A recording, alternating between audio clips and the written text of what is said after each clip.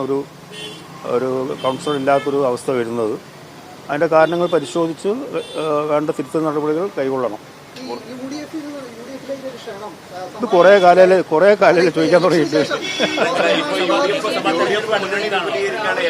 കാര്യമായ പരിഗണന കിട്ടുന്നില്ല. ഒപ്പം തന്നെ ഇങ്ങനെ CPM ഉൾപ്പെടെ കാലുവാരി തോൽപ്പിക്കുന്നു എന്ന പരാതി പാർട്ടിക്കുള്ളിൽ തന്നെ. അല്ല, LDF പരിഗണന ലഭിച്ചിട്ടില്ല എന്നുള്ളത് ഞാൻ നേരത്തെ പറഞ്ഞിട്ടുണ്ട്.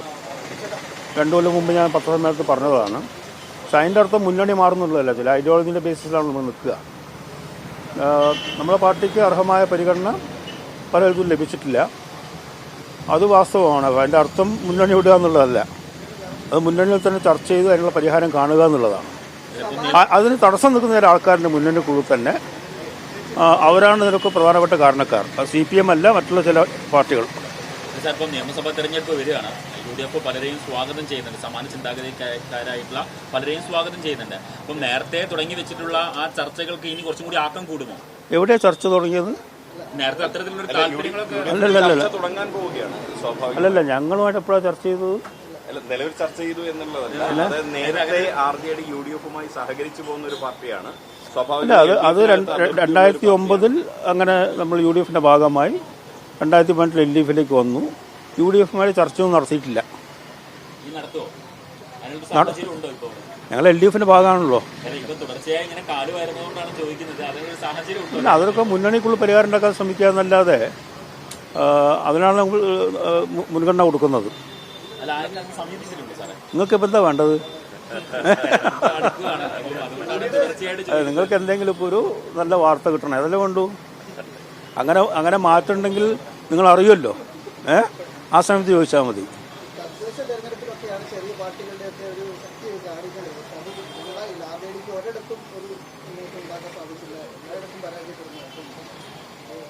കഴിഞ്ഞ തവണത്തേക്കാളും സീറ്റുകൾ കുറഞ്ഞ സീറ്റിലാണ് തവണ ജയിച്ചത്.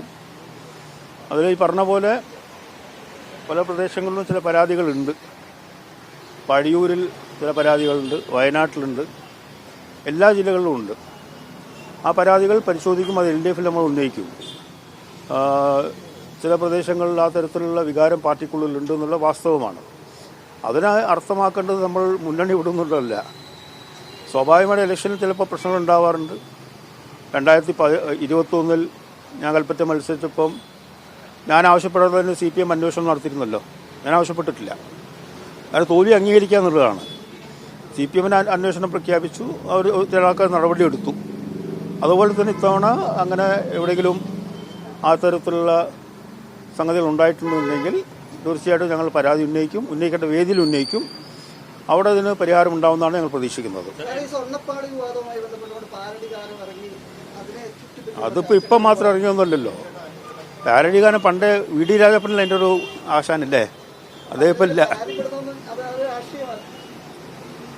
അതൊക്കെ പരാതിപ്പെടുന്നവരുടെ ഞാൻ പറയുന്നത് മുമ്പ് എങ്ങനെ ഉണ്ടായിട്ടില്ല എന്നുണ്ടെങ്കിൽ പരാതിപ്പെടാം. മുമ്പ് ധാരാളം ഉണ്ടായിട്ടുണ്ട്. അപ്പോൾ ഇതിനൊക്കെ ഇതൊരു ഹ്യൂമറസായിട്ട് കണ്ടാൽ മതി, എത്ര ഉള്ളൂ. അതന്നെ, പാരഡിയൊക്കെ കുറേ കാലമായിട്ടുള്ളതല്ലേ, ആ രീതി കണ്ടാൽ മതി. സാർ, ഇപ്പം ഈ തെരഞ്ഞെടുപ്പിൽ എന്താകാം ഇടതുപക്ഷത്തിന് ഒരുപക്ഷെ ഇങ്ങനൊരു വീഴ്ച സംഭവിച്ചിട്ടുണ്ടാവുന്ന സാർ പ്രതീക്ഷിക്കുന്നത്? കാരണം ഇപ്പം സംസ്ഥാന സെക്രട്ടറി അടക്കമുള്ള ആളുകൾ പറയുന്നത് കാര്യമായിട്ട് പ്രശ്നങ്ങളൊന്നും ഉണ്ടായിട്ടില്ല, ഞങ്ങൾക്ക് വലിയ വീഴ്ച സംഭവിച്ചിട്ടില്ല എന്നാണ് പറയുന്നത്. ശരിക്കും എന്തായിരിക്കും ഉണ്ടായിട്ടുണ്ടാവുക? ഇപ്പോൾ വോട്ട് ശതമാനം നോക്കുക 2-3% വ്യത്യാസം മാത്രമേ ഉള്ളൂ. അത് പ്രാദേശിക സാധാരണ അതിൽ അങ്ങോട്ടും ഇങ്ങോട്ടും ഉണ്ടാകുന്ന സംഗതിയാണ്. ഇപ്പോൾ 2010 UDF വലിയ വിജയം നേടി, പക്ഷെ 11 തെരഞ്ഞെടുപ്പിൽ 72 സീറ്റല്ലേ കിട്ടിയിട്ടുള്ളൂ. അതിനെ മാനദണ്ഡമാക്കേണ്ടതില്ല. പ്രശ്നങ്ങൾ പഠിക്കണം, എവിടെയാണ് പോരായ്മ വന്നതെന്നുള്ള മനസ്സിലാക്കി അതിന് പരിഹാരം കാണുന്നതിനാണ് ഇടതുമുന്നണി പറഞ്ഞിട്ടുള്ളത്. അത് കൂടുതൽ അതാത് പാർട്ടികൾ അവരുടെ കമ്മിറ്റികൾ ചേർന്ന് കാര്യങ്ങൾ വിലയിരുത്തി അതിൻ്റെ അടിസ്ഥാനം ജനുവരിയിൽ LDF കൂടുമ്പോൾ അവിടെ കാര്യങ്ങൾ പറയും. പുറകെയായിരുന്നു ഒരു സമയത്ത് മുഴുവൻ മാധ്യമങ്ങളും, ഒപ്പം തന്നെ ഈ CPM-ഉം അടക്കമുള്ള ആളുകൾ. പക്ഷെ അതേ സമയത്ത് ഈ CPM-ന്റെ ഭാഗത്ത് തന്നെ സമാനമായിട്ടുള്ള ആരോപണങ്ങൾ നേരിടുന്ന 1-2 ജനപ്രതിനിധികളുണ്ട്. അപ്പം അവർക്കെതിരെ നടപടി സ്വീകരിക്കാതെ തുടർച്ചയായി രാഹുലിനെതിരെ ഈ ആരോപണങ്ങൾ ഉന്നയിക്കുന്നു. ഒപ്പം തന്നെ ഈ സ്വർണ്ണപ്പാളി വിവാദത്തിൽ CPM-ന്റെ അംഗത്തെ ഇതുവരെ പുറത്താക്കിയിട്ടില്ല, അവരെ സംരക്ഷിക്കുന്നു. ഇതൊക്കെ വലിയ രീതിയിൽ തിരിച്ചടിയായിട്ടുണ്ടാവും. ഇതൊക്കെ ആളുകൾക്കിടയിൽ വലിയ രീതിയിൽ ചർച്ച ചെയ്യപ്പെട്ടിട്ടുണ്ടാവും. സ്വാഭാവികമായിട്ടും, കാരണം ഈ സ്വർണ്ണപ്പാളി കേസിൽ അങ്ങനെ കേരള പോലീസ് തന്നെ നടത്തിയ അന്വേഷണത്തിൽ കോടതിയുടെ മേൽനോട്ടത്തിൽ ആ കോടതി പറഞ്ഞിട്ടുണ്ട് തൃപ്തികരമാണ് അന്വേഷണം എന്ന് പറഞ്ഞിട്ടുണ്ട്. അങ്ങനെ സംഭവിച്ചിട്ടുണ്ടെങ്കിൽ സ്വാഭാവിക നടപടി എടുക്കേണ്ടതായിരുന്നു.